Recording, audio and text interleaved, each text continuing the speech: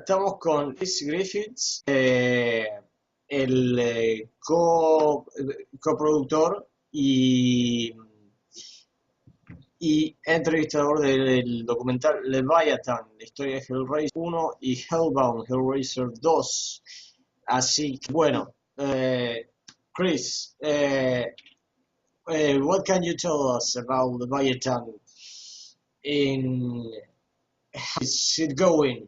Yes. Let's see. Leviathan is a really big documentary. You've probably gathered that, of course, from speaking to Gary in the past. But obviously, in a nutshell, it's a documentary covering both Hellraiser 1 and 2, particularly because they sort of fit together well, not only as stories, but the fact they were both British films. Exactly. So that's worked to our advantage. So ultimately, we've got a 4-hour documentary on our hands, which covers both the making of, the stories, and all the behind-the-scenes gossip of, two of the most infamous films by one of the most infamous horror writers, artist extraordinaire, Clive Barker. Exactly. Yeah. And so you are the producer and the interviewer, and you have something more. Yeah, well, I mean, for myself, I started off as the interviewer, and then Gary promoted me to associate producer. So he got calling up people like Ken Cranham to book him in. Yeah. And then most recently, when we've decided that not only is this now just the 4-hour documentary, we've also got extra features, miniature documentaries. So we've got tons of them. One's going to be on Hellraiser 3. One's going to be on Clive Barker and his art, Clive Barker's work generally. And then we've got extra features on the subsequent Hellraiser films. And because Christopher Young had so much to tell us about the music of Hellraiser, but we couldn't fit it all in the documentary, we decided we're going to do a piece on the music of Hellraiser. So Gachi now designated me as the director of that. So I'm a bit of a jack of all trades, really. Hopefully a master, but at the moment I'm jack of all trades, master of none. So no, it's a learning process, but it's been an absolute blast. I mean, as you know, we've been working on this nearly a year now. And it's just grown from strength to strength. Given where we started with just a handful of the cast, about a year ago, or Gary did, and what he's achieved and we've achieved as a crew is just unbelievable. And where it's taken us as well is above and beyond, really. LA, Scotland, about 2 hours. No, it's all been very much worth it, and it's a very, as a horror fan myself, and as someone who's seen the likes of Never Sleep Again, the Elm Street Legacy, the Halloween documentaries, I know that ours is on par with these, if not beyond. I mean, they all deal with all entries of the series. What makes us unique is we're just dealing with 2 entries because we believe they are really the definitive Hellraisers. Yeah. There's some good sequels, but overall, what we care about most is the solid stories that 1 and 2 have, which of course are love stories, and more importantly, they're the work of an absolute genius, really. And the things we've learned away about Clive himself is just unbelievable. The guy is just a gargantuan genius. Sorry, I've never seen anything quite like it, especially his artwork as well. So you have like I'm sorry my English. I'm exaggerating, but maybe you have like 18 something interviews so far. Oh, we've got actually about 40 now. 40. So that's man. Yeah, that's growing in numbers. I mean, we've chased a lot of people. Don't get me wrong. We've probably scared half the cast and crew as well as those guys from Britain. But we've actually had people come to us as well. That's the most amazing thing. Yeah. Everything from some of the clapperboard loader of Hellraiser 1 and 2, Clive Mackey, and we also had Ken Carpenter approach us, who played Camerahead in Hellraiser 3. Yeah. He came to our hotel in LA And that was one of the interviews. Yeah, exactly. I hope you like the photo as well. We got to have a picture of him with the camera on his eye. He was a really nice guy. And because we've got him, and because we had the likes of Peter Atkins, the writer of Hellraiser 2, who also wrote 3, that's sort of why we decided to expand by doing a miniature documentary on Hellraiser 3 as well, because it is essentially a trilogy, the Hellraiser films. You know, I mean, you could say it's a quadrilogy, especially with Bloodlines, you know, which Peter Atkins also wrote. But it's like you said, you know, you can just easily distinguish part 1 and part 2, although they're both completely different in their own ways. Part 1's like claustrophobic, and then the second one's like operatic with all the gore, special effects. You know, they're two different stylistically, but they're both very much an overall storyline, you know, in terms of Julia, Kirsty and everything, you know, and that's obviously 3 just took a bit of a different turn. So, yeah.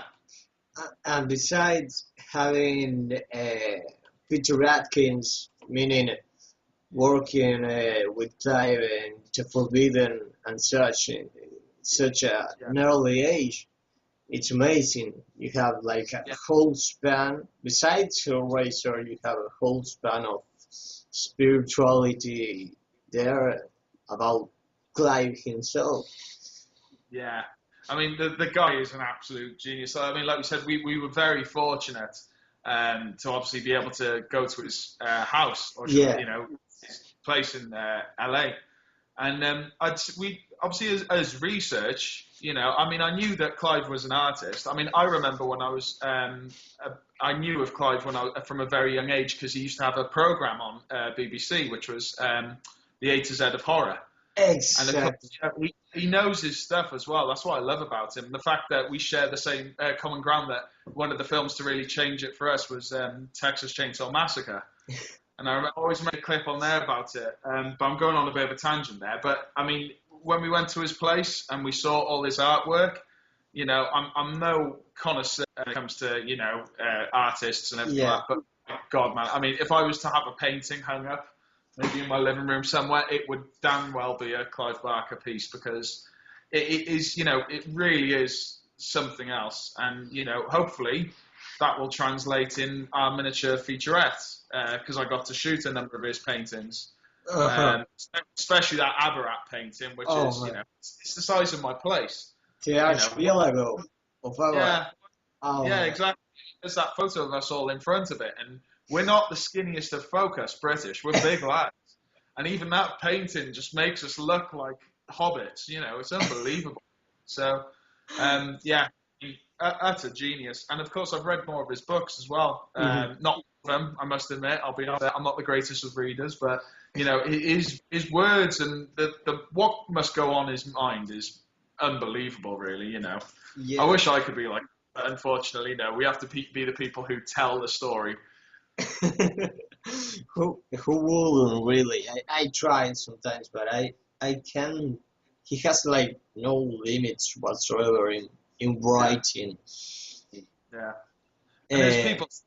It's an overused word, genius, but when you hear the stories of, like, you know, he just gets up in the middle of the night and he has to jot things down. I mean, I want my sleep.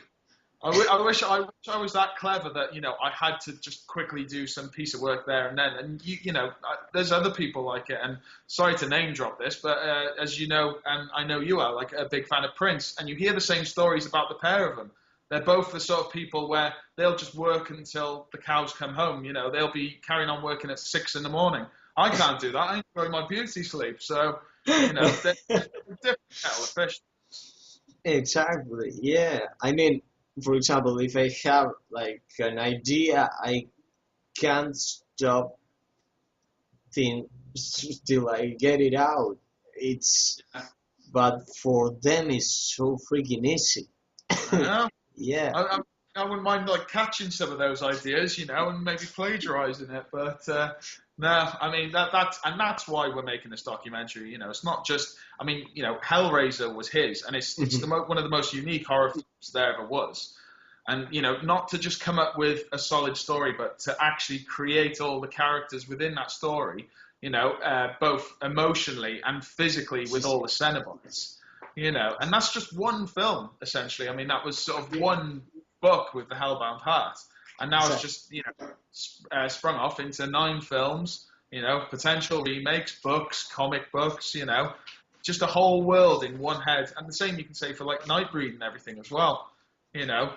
So it's unbelievable what we've learned, and, you know, the amount of respect we've developed for him as well now as an artist and everything is just beyond, really. So it's been great. It's been educational, and it's just been a heck of an adventure as well, to be honest. Yeah, you were in Hong Kong before Los Angeles. Yeah, yeah. I was in Taiwan actually. And that was completely separate to Elvis. Was that thunder in the background then? Actually, a car, because I'm next to the street. I was going to say that was really good, like sound effects for the documentary, you know. Like, now that the Taiwan trip was actually something different. It just so happens that it happened to take place a week or a couple of days before I went to LA. So with one job I was working on to do a company video, they said, "Oh, you're going out to Taiwan." So I was like, "Great." And then Gary told me, it's like, "Oh, we're going to LA." It's like, "Oh, great." So it happened that I was flying for about 55 hours in 2 weeks. So I had to go from UK to Taiwan, Taiwan to UK, UK to LA, LA back to UK. So I did my fair share of traveling, I must admit, in those 2 weeks, but it was absolutely worth it, you know. I mean, to see all the sights I've seen and everything. I've got such sights to show you. But yeah, you know, what an eye-opener it is, though. And everyone we've met along the way in the documentary has just been absolutely fantastic. They're so supportive, and so many people still hold the films in such high regards. You know, memories, you know, Simon and Nick and Barbie and everything like that. Doug, you know, I mean, all these people has been a bloody surreal thing. You know, and how lucky we are to have met them all. I've managed to collect everyone's autographs like a big fanboy, trying to be professional, of course, but, you know, you can't help that the child inside you is just crying out this merchandise, and, you know, it's been fantastic. And, you know, I can say it again, we've had a great crew.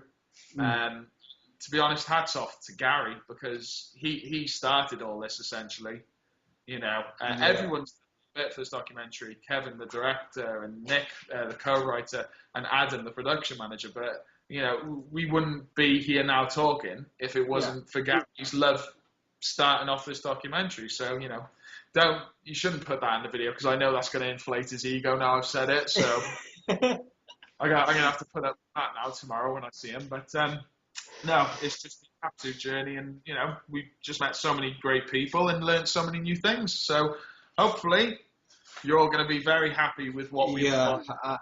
I totally will be.